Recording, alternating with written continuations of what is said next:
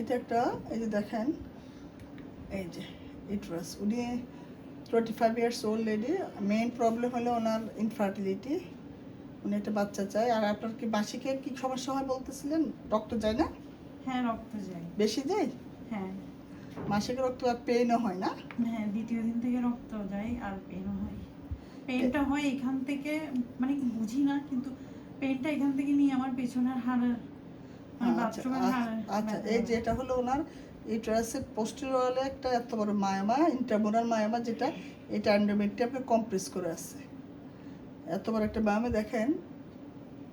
এই যে আমি যদি দেখি, এই দেখেন এন্ডোমেট্রিয়াম, সার্ভাইকাল এন্ডোমেট্রিয়াম, এই এন্ডোমেট্রিয়াল কেভিটি। কেভিটিতে এটার এন্টেরিয়র মায়োমেট্রিয়াম, এন্ডোমেট্রিয়াল কেভিটি, এটার পোস্টেরিয়র মায়োমেট্রিয়াম একটা ফাইব্রয়েড আছে, যেটা এই যে ফাইব্রয়েডের ক্যাপসুল, এই যে ইকোজেনিক দেখা যাচ্ছে ক্যাপসুলটা।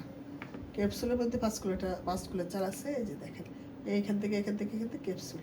তাহলে এই ফাইব্রয়েডটা কিন্তু এন্ডোমেট্রিয়ামকে সামনের দিকে প্রেশার দিয়ে কম্প্রেস করে রাখছে। তো বাচ্চা বসতে পারবে না, কারণ এটা ডিস্টর্শন করেছে, ইউটেরাইন ক্যাভিটিটাকে ডিস্টর্টেড করে ফেলেছে। তাহলে আমরা একটা 3D করে দেখি। 3D করলে এটা আরও ভালো ক্লিয়ারলি বুঝতে পারবেন।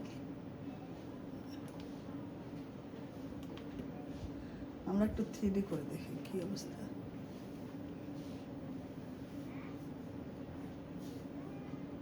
দেখেন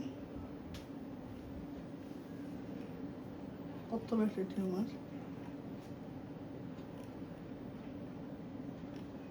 এই যে দেখেন, এই যে